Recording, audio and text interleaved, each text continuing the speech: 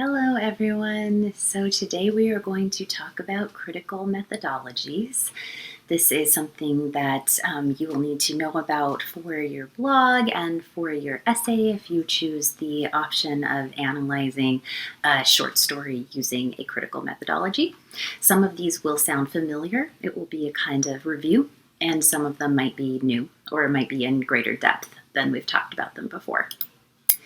So just to sort of give an overview of why we look at critical methodologies, in literary theory, literature and also other texts such as art and television and movies and plays, they can be read and analyzed through a number of different lenses. So to do that, it helps a critic focus on a specific aspect of the text in greater detail or with greater or different insight.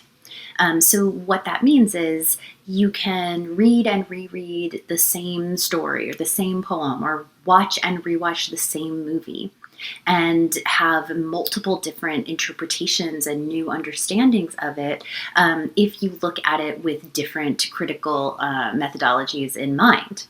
So this allows text to become really alive and interesting, and it helps us understand them in new and different ways. So the first critical theory that we want to look at is called formalism. This is kind of the most traditional, and some may consider it old-fashioned way of analyzing literature. And that is looking at a text that is an entity that exists by itself, right? You're not going to analyze it in relation to its historical moment or to the author's biography or anything like that.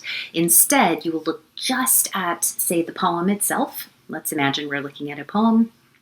We're going to analyze it in terms of its line length, its vocabulary, the word choice, the word order, the rhythm scheme, the rhyme scheme, and all of the elements of its form. That's what we mean by formal.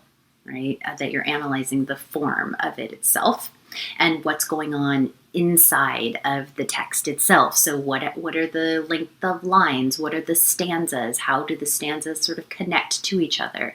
And so it is a very straightforward way to analyze a text, but it also can be very limiting as well.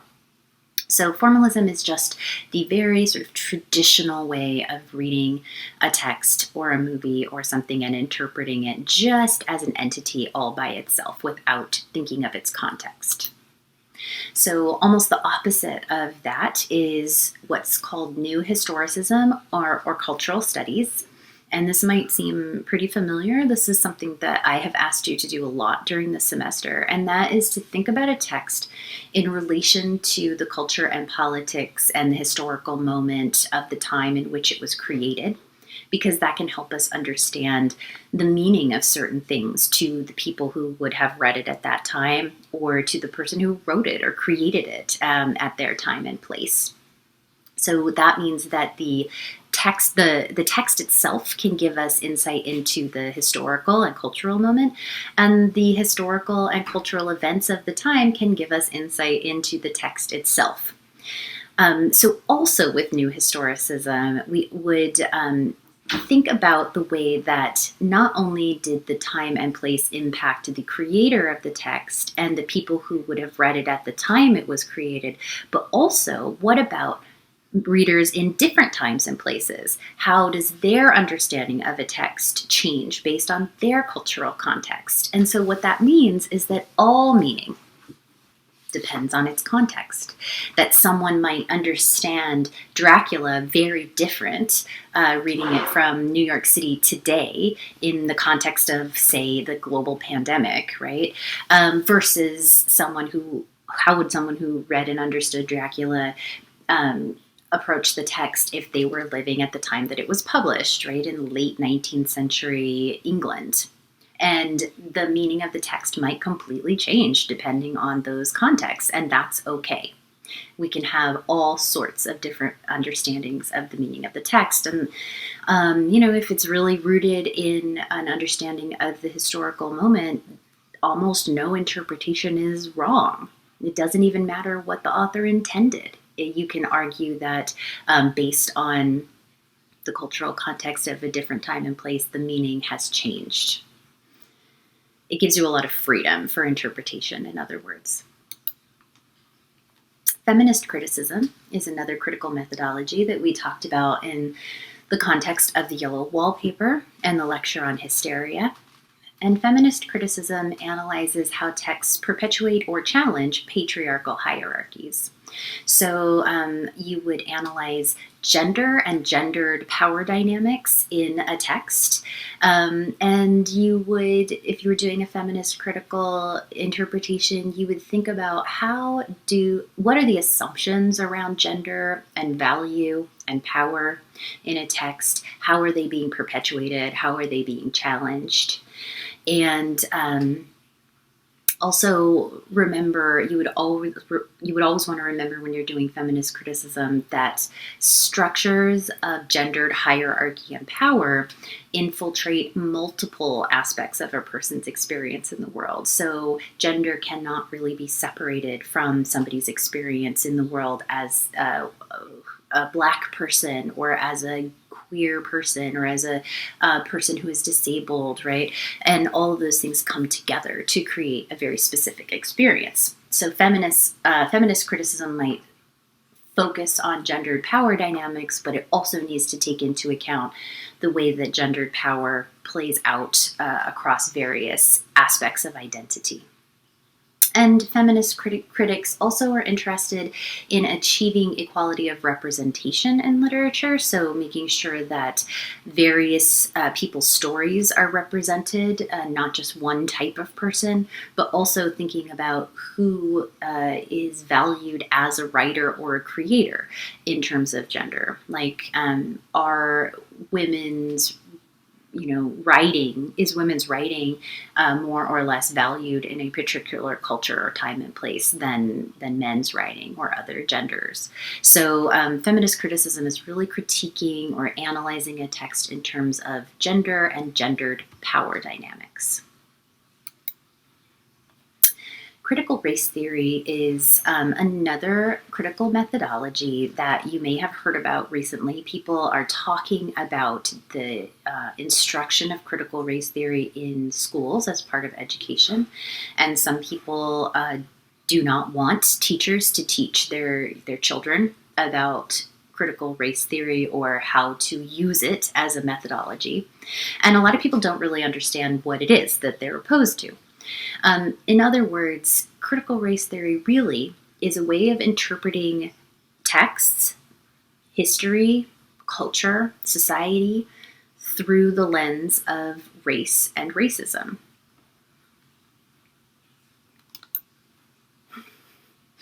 So it would be similar to the way feminist methodology would be looking at the power dynamics around gender. Critical race theory would analyze how power dynamics play out in a text around race and racism. And it looks at how victims of systemic racism are affected by cultural perceptions of race and how they are able to represent themselves to counter prejudice. So how do people who are creating both perpetuate systemic racism and how do they counter systemic racism in a text? Again, like I said with feminist methodology, an individual's experience in the world is not just based on race. It is also race intersecting with other aspects of identity, class, gender, sexual orientation, ability. And so whenever we do any kind of theory that focuses on a particular element of experience, we want to make sure that we understand how that is intersecting with other aspects of experience in order to impact people's, our characters' experience of the world, right? And the way that they're kind of interacting with their setting and their space. Okay, so then we have psychoanalytic criticism, which is another critical methodology that might sound familiar. This slide is looking specifically at Freudian psychoanalytic criticism, and it should essentially be review to you. we have talked since early in the semester about Freud and Freudian interpretation, specifically and mostly through the concept of the uncanny.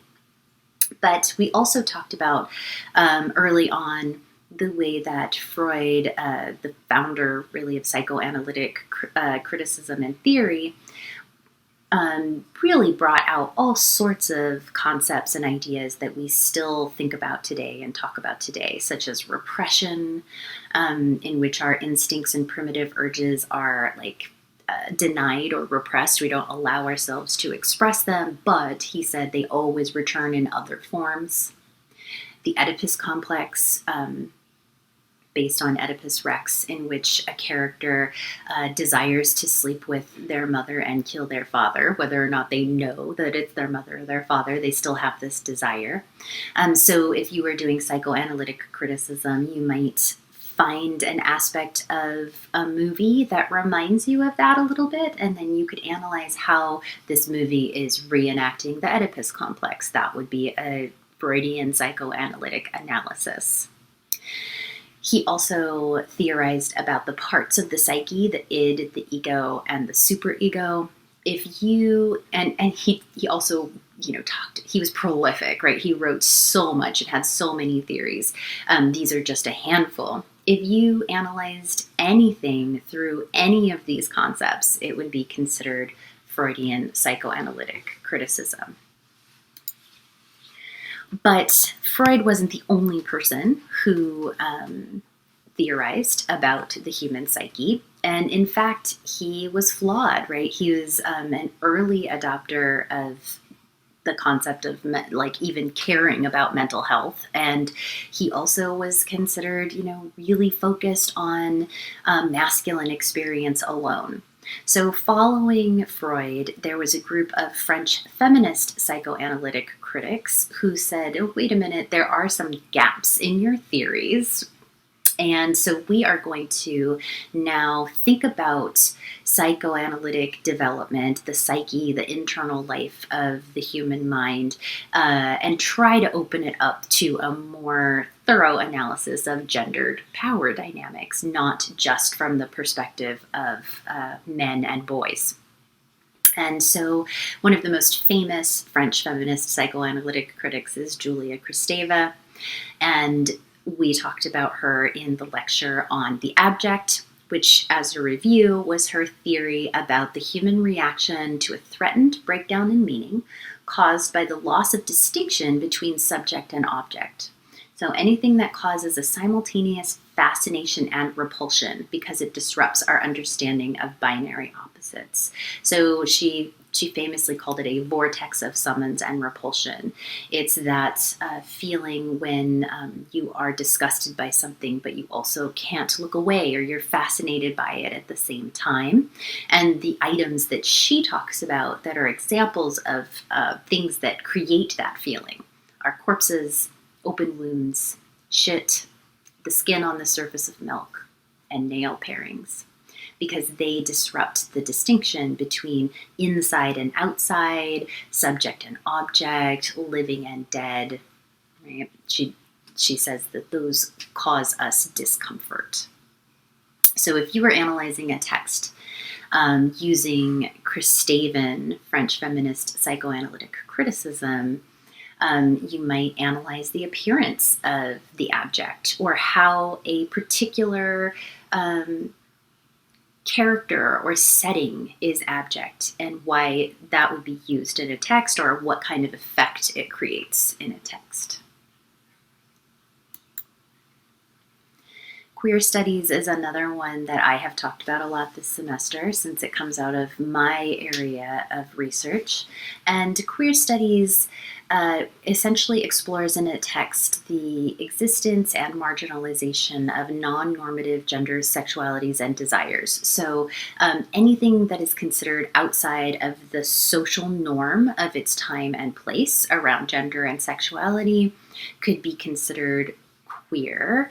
But also, the term queer itself, right, is something that was once pejorative. It was once a bad word, and still is in some contexts, used against people originally gay men, and it was used as a way of, violently controlling people and making them feel afraid. And so by having queer studies take this term that was once negative and use it, reclaim it, it is a way of flipping the script, right? Of saying, hey, you called us queer as a way of putting us down and oppressing us. We are going to proudly claim that queerness.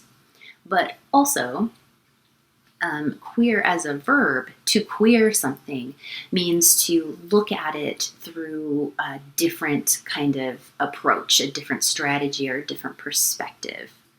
And so what that might mean is that a queer studies analysis might say, hey, there are all these assumptions about what is natural or what is normal in a text, or what kinds of options we have in a text that are set up in like a binary way where it's just male or female, just gay or straight, right?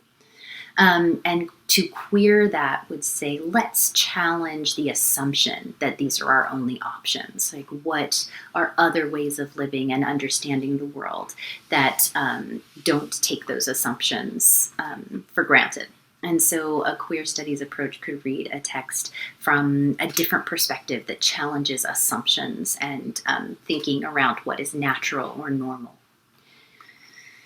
All right, and there are more. So I just went over a quick handful of critical methodologies and ways that you can interpret a text. And indeed, you could take the same short story, for example, and analyze it through each of those different lenses and have a different analysis of the same text from a different perspective and focusing on different details.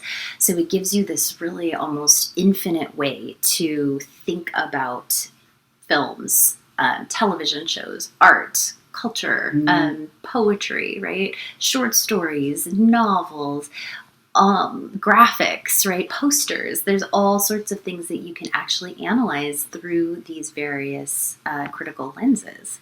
And there's a bunch more. So I know you can't click on this link in the video, but I will include the link below where I post the video so that you can visit this list of critical methodologies and get some reinforcement for the ones that I have talked about today, and look at what other options there are.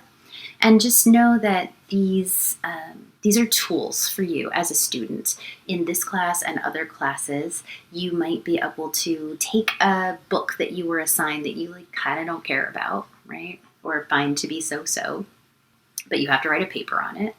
And you can say, well, I am interested in Freudian psychoanalysis, so I'm going to take this book and I'm going to interpret it or analyze it using a Freudian psychoanalytic approach, and it gives you this sort of new, a new way to engage with the text that you're looking at that is actually interesting to you, and that's one of the benefits of this approach. Also, it's kind of built-in thesis statements. It helps you focus. It helps you create arguments. They're really useful, and they're something that people are normally introduced to in graduate school, but I think that this is really a great kind of tool, like I said, to have in your toolbox for your academic career as an undergrad. So go ahead and go back to your open lab, complete your next blog, and as always, you can email me, stop by my office hours, or make an appointment if you have any questions.